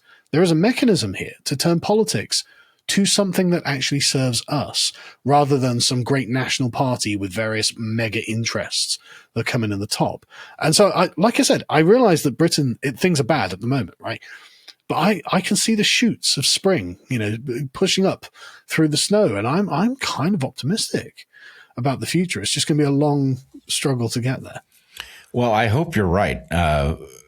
I do too. I am an optimist at heart, though. I have to say, I've always been a natural optimist. Well, so maybe I'm wrong. I appreciate your optimism. No, I mean the problem is the West is looking awfully rickety, and with it back on its heels on both sides of the pond, the future looks pretty bleak, frankly. So anyway, if you see England as potentially turning the corner, that's excellent news to me. Things are going to get worse before they get better, but the potential to get better is there. But one thing I guess we could finish on this is like this has always, I think, been the issue. And you made a point earlier that rights claims create distance between people. And I think that's a great point there's not sufficiently explored, right? The rights claim, if you're just making a claim against the central government for rights, then what you're not doing is talking to the people around you. What you're not doing is engaging with the people, negotiating with them, asking them, what do you want? What do I get in return? You're not going through the actual steps that make society what it is. And so it's a constant process of atomization. And what it also does is it means you don't develop good character, because in that negotiation with your neighbor. You're not making rights claims. I mean, you are in a sense, but you're also making a friendship. You're also forming a bond. You're also beginning to care. And this modulates the kind of person you become. And so going back to the example of George Washington, the thing that jumps out is his tremendously good character. He was a trustworthy and predictable man. Everyone knew the kind of man that he was. And he was a great model. Honestly, if you guys didn't have George Washington, you probably wouldn't have the republic that you have, right? I agree. He refused to be king. He was a hero. Exactly. They would have made him king, and he refused it. Exactly. It would be something else entirely. And this speaks to the importance of character in just daily life. Like, you have great examples like Washington, but everyone also knows someone in their own life who is of good character, who they didn't realize everyone was relying on because they were of good character. And then this is one of those points that Jordan Peterson makes, but I don't think people give sufficient weight to. It's like, look, this is what being the rock on which other people rely on is. It's being that man of good character. And the more of us who and character isn't something you can just switch on and off. You develop it over a long period of time. It is genuinely, going back to Aristotle, is your habit. It is the habit of a lifetime. And the quicker and the more consistently you develop these good habits, and you be a good man, and you be the kind of person you would be proud of meeting, the better things become. This is like, you can't just make rights claims against the government and expect your life to get better, but you can start exercising your own will to become a man of good character. And you set an example for others around you. You start making other people realize they can be good men of good character too. And suddenly the civilization starts knitting itself back together. Regardless of what the government does, you will always have that bedrock of good men and women of good character to fall back on. And that's where I think saving the West really is. That's what it really is, I think. Us being good people. I know that sounds unsexy in a lot of ways, but like, I really think it's that simple, but also that hard. No, I think this is really good. It also, if you think about what rights claims are in that story, they are cryptically citizens weaponizing the government against each other, right? In other words, to the extent that the point is, well, I'm entitled to be doing better than I am, so what I'm going to do is target some other group, and I'm going to leverage my political capital to get taxes raised that will pay for the thing that I want. It's antithetical to the West, and especially to the American ethos.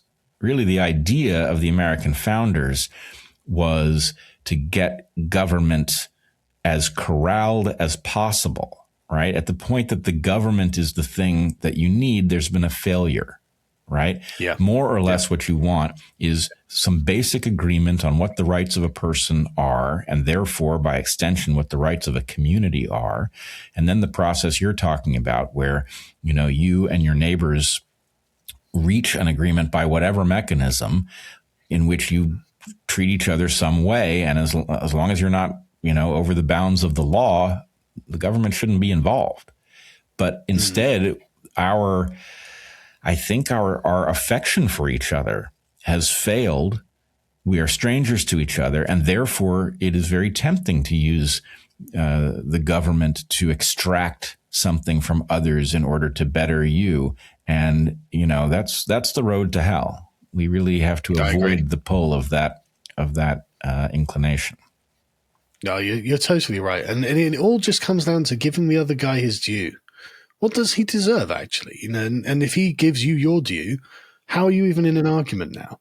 You know, you'll come to it'll be very easy to find a reasonable settlement between yourselves, and you didn't have to invoke a lawsuit. You didn't have to call the police. You just have to be considerate of one another. And I realize that this doesn't sound very exciting. Like, this sounds like, you know, the sort of thing your grandmother would have told you. But that's because it's true. Like, it's genuinely how the thing works, and it's the only way to make a good civilization. I really believe it. All right. That is a beautiful note to end on. I resonate with it wholeheartedly. Carl Benjamin, it has been a real pleasure talking to you. And I will make sure that a link to your piece on Nick Fuentes is in the description to this video. And anyway, I hope this is the first of many conversations. So do I. I've been waiting many years for this conversation, actually, because I appreciate all of the sort of intellectual dark web types. I've always respected all of them, but I've always noticed that you're the one who's prepared to ask the hard questions, right, and not look for the easy answers. And it's not. I'm not trying to slight anyone when I say that, because it's natural that you feel comfortable in a particular set of answers. But it was always you who I paid most attention to, because you were the one who was most prepared to do the difficult intellectual work, and I've always really respected that. So thank you so much for having me. Thank you. That was a very high compliment, and I will cherish it. All right. Thanks, Carl, and be well, everyone.